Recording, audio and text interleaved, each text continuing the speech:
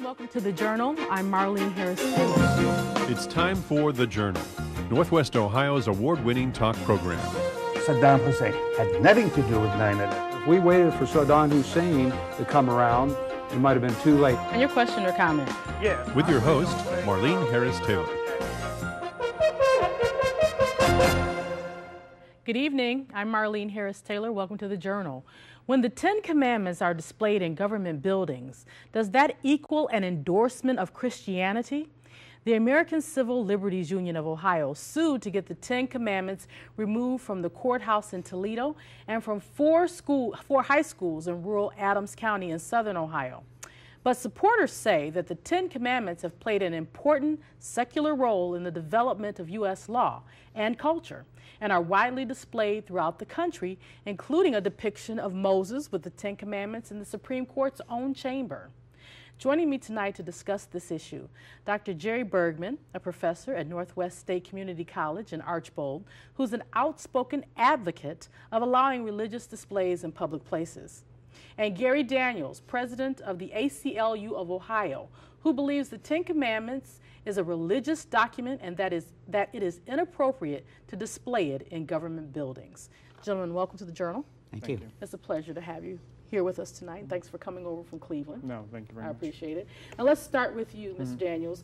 And you know, so many people, the Ten Commandments is something that they've seen displayed for years and years and years, and they don't understand why there's something wrong with that.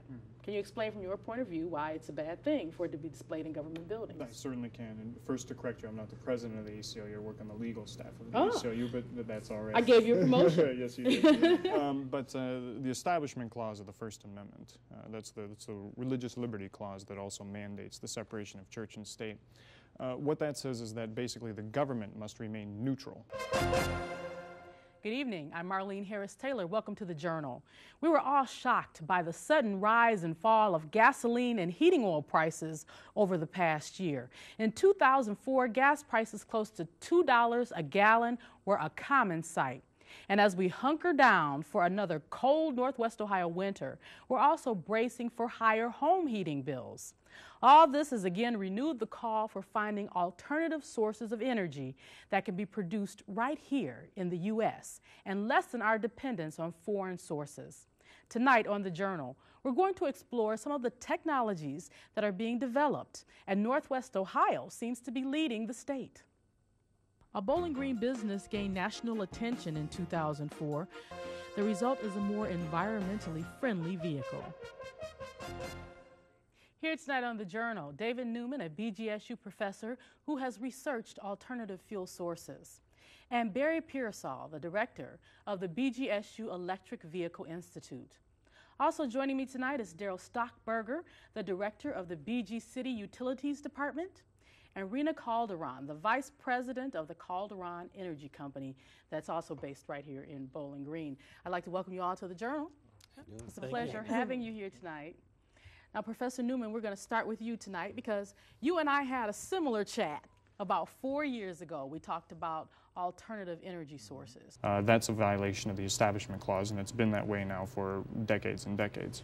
So it's violating the separation of church and state? Right. Okay. Well, Professor Bergman, I understand that you think that there is nothing wrong with the Ten Commandments being displayed in public buildings. So why, in your estimation, is this not a violation of separation in church and state? Well, let me explain how I got involved in this in the first place. When I was a young man, I became involved in the atheist movement. And my father was an atheist, and so I had some background from his teaching. Over the past several decades. Okay. Well, we're going to continue this very interesting discussion, gentlemen, in just a few minutes. But right now, we're going to take a short break and share some information with you about our website. And when we come back, we're going to take your phone calls. So get ready to dial in and get in on this discussion. Here are the results of last week's Journal web poll. And here is this week's poll. What's your opinion? Go to wbgu.org/journal and vote. While you're there, join in on Journal's discussion forum. What do you think about tonight's show? Sound off at wbgu.org/journal and click on the Discuss Journal link. Now it's time for your questions, so call in now. Okay, we're going to go to the phone lines because Celia from Bowling Green has something she wants to add to the discussion. Celia, you're up first tonight. What's your question or comment? First, my comment is, well, the pro-Ten Commandments person's story is interesting. It's hardly relevant to the discussion tonight. Christian clergy on our board of directors here in Ohio and across the country.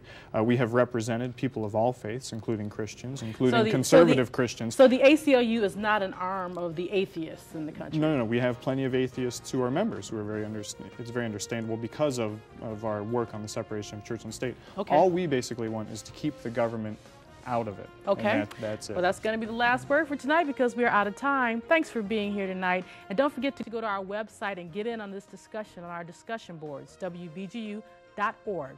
Have a good night.